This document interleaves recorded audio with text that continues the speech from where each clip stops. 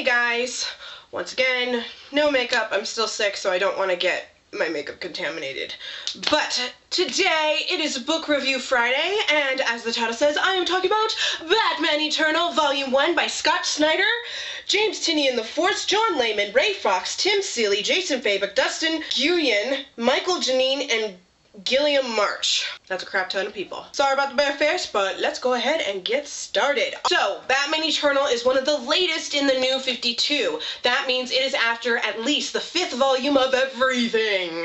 So, this is gonna be spoilery if you are just getting into the New 52 and haven't read any as far as this is. I haven't even read it that far, and I've spoiled myself on some things. So, spoilers, spoilers, spoilers, spoilers, spoilers. Okay? Okay? We're good? We're good? Alright, so y'all who are here don't care about the spoilers, or you've already read that far. What's going on in Batman Eternal at the very beginning is that Gordon is chasing down this suspect, and he sees the suspect has a gun, and he doesn't notice where the suspect is, and so he opens fire on said suspect, and turns out the suspect wasn't armed, and what he hit was the suspect, and then he hit something with the subway that blows up.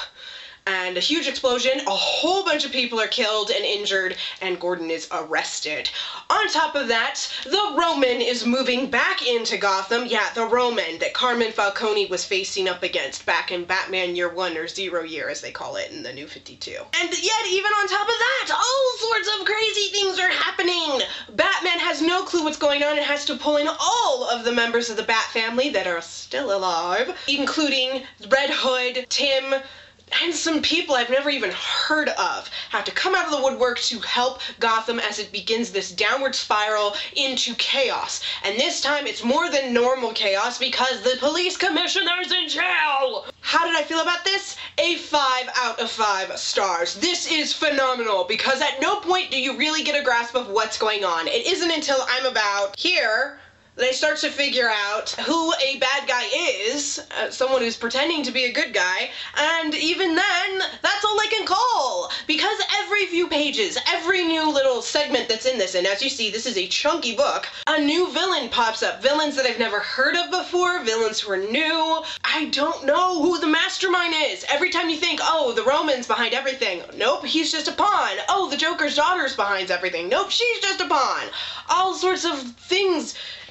It's just so confusing, but that's what I love. We have all these crazy storylines that are all interwoven and connected together, and then Bruce has to even call in a psychic because deep magic is happening down at the Arkham Asylum. Oh my gosh, he's just like, this is all one giant plot. This is all just one dude's imagining, and it is nuts. It's nuts. Holy guacamole, Batman, this is crazy. Whew, I love that. Individual moments that spoke out to me. Stephanie Brown's back. Don't know how I feel about that. Stephanie Brown's death was a great plot device in the previous comics, and it was one of the reasons, you know, Bruce was trying so hard not to lose people, so instead they bringing her back. Another thing that's really frustrating for me is that the New 52 is slowly throwing away all the plot lines previous, but they're keeping everyone the same age. Even though Dick was originally with Batman when he was a kid, and then Jason was with Batman when he was a kid, they say 5 years ago the Roman disappeared. But that happened in 0 Year, when Batman was brand new. Before Dick. Dick is not 15. Dick is almost 30. What? It's so confusing, and that's just the main thing that just irks me to no end, is that they didn't reset everyone's ages, even though they're resetting everything else, which makes no stinking sense. Like, they made Tim older, but Tim was originally older. He was like 14, which they say in the Teen Titans comics, but they are saying, again, that Jason and Dick were with Batman and when they were younger. Like, younger than Tim is, as young as Damian was. Yet it's been almost 20 years since then, and then they're stating it's been 5. And that's an issue with the entire New 52, not just Batman.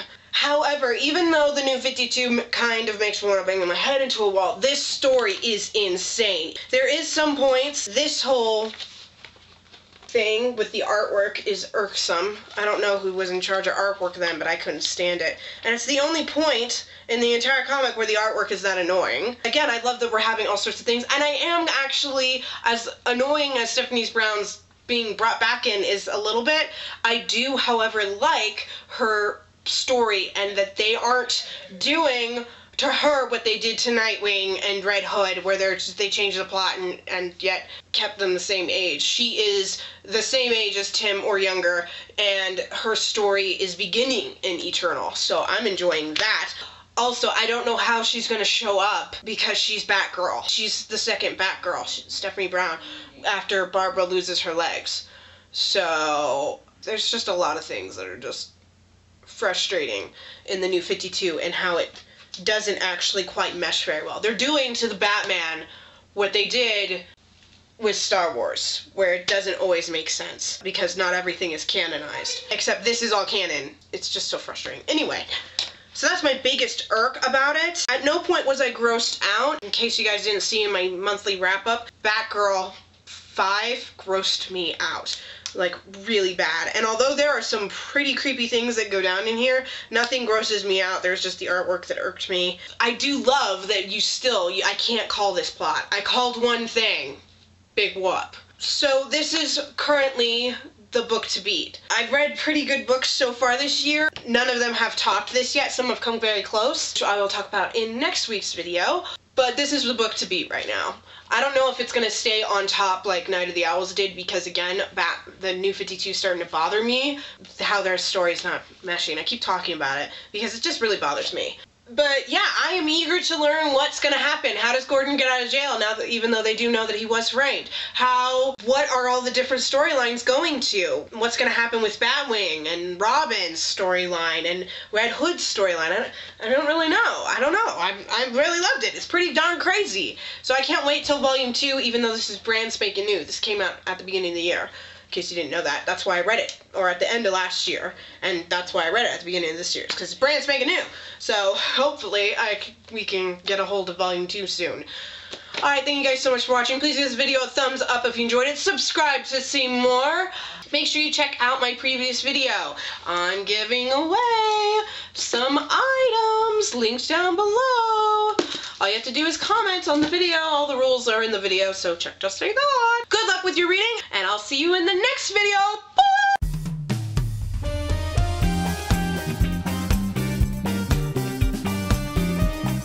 You don't mind, or you are just, I've already, bleh. Also, alright, you know my brother.